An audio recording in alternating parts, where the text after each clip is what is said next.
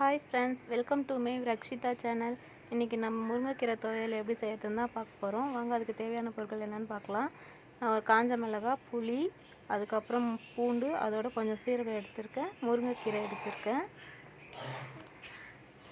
இப்போ வாங்க எப்படி செய்யறதுன்னு பார்க்கலாம். நான் ஸ்டவ் பார்த்து வச்சு ஒரு வானொலி வச்சுட்டேன். அதில் தேவையான அளவுக்கு எண்ணெய் ஊற்றிட்டேன். இப்போ நம்ம எடுத்து வச்சுருக்க பொருள் எல்லாத்தையும் அதோடு சேர்த்துக்கலாம். சேர்த்து நல்லா வதக்கிக்கலாம்.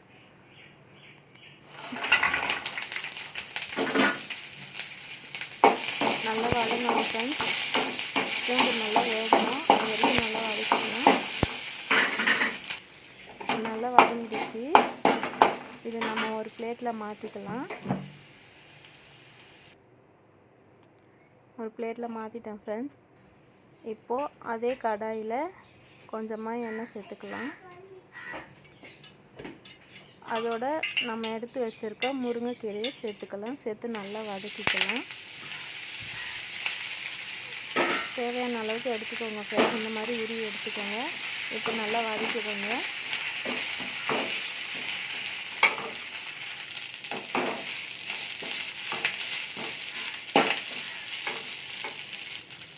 இப்போ நல்லா வதக்கி வச்சுக்கேன். இப்போ நம்ம எடுத்து வச்சுருக்க பொருள் எல்லாத்தையும் நம்ம ஒரு மிக்ஸி ஜாருக்கு மாற்றி அரைச்சிக்கலாம். நம்ம வறுத்தது எல்லாத்தையும் சேர்த்து மிக்ஸி ஜாரில் அரைச்சி எடுத்துக்கலாம். தேவையான அளவுக்கு தண்ணி சேர்த்து நான் இப்போ மிக்ஸி ஜாரில் சேர்த்துட்டேன் ஃப்ரெண்ட்ஸ். இப்போ பாருங்கள், அதுக்கு தேவையான அளவுக்கு கல் உப்பு சேர்த்துக்கிட்டேன். அதை அரைக்கிறதுக்கு தேவையான அளவுக்கு தண்ணியும் சேர்த்துக்கிறேன். சேர்த்து மிக்ஸி ஜாரில் அரைச்சி எடுத்துகிட்டு வந்துடலாம். மிக்ஸியில் வச்சு இந்த அளவுக்கு நல்லா அரைச்சி எடுத்துகிட்டேன் ஃப்ரெண்ட்ஸ். இது ஒரு பிளேட்டுக்கு மாற்றிக்கலாம். பாருங்கள் ஃப்ரெண்ட்ஸ் எப்படி இருக்குன்னு. இப்போ இதுக்கு தாளிப்பு கொடுத்துடலாம் ஃப்ரெண்ட்ஸ். நான் ஒரு கடாய் வச்சுட்டேன். ஸ்டவ் பார்த்து வச்சு ஒரு கடாய் வச்சுட்டேன். அதில் தேவையான அளவுக்கு எண்ணெய் ஊற்றிக்கலாம். எண்ணெய் நல்லா காஞ்சதும் கொஞ்சம் நிறைய கடுகு சேர்த்துக்கோங்க. கடுகு கொஞ்சம் நிறைய சேர்த்துட்டா நல்லாயிருக்கும். நான் நிறைய கடுகு சேர்த்துக்கிட்டேன். கடுகு நல்லா வெடிச்சதுக்கப்புறம் கொஞ்சமாக கருவேப்பிலை சேர்த்துக்கலாம் ஃப்ரெண்ட்ஸ். கருவேப்பிலையும் நல்லா வறுபட்டுடுச்சு. இப்போ நம்ம தாளிச்சுக்கலாம். பாருங்கள் ஃப்ரெண்ட்ஸ் எப்படி இருக்குன்னு.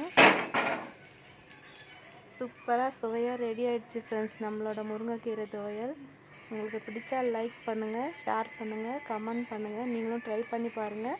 மறக்காமல் சப்ஸ்கிரைப் பண்ணுங்கள் ஃப்ரெண்ட்ஸ். இதோட ஒரு ஆம்லேட் வச்சு சாப்பிட்டோன்னா சாப்பாட்டுக்கு அவ்வளோ சூப்பராக இருக்கும் ஃப்ரெண்ட்ஸ். நீங்களும் ட்ரை பண்ணி பாருங்கள் ஃப்ரெண்ட்ஸ். Thank you friends.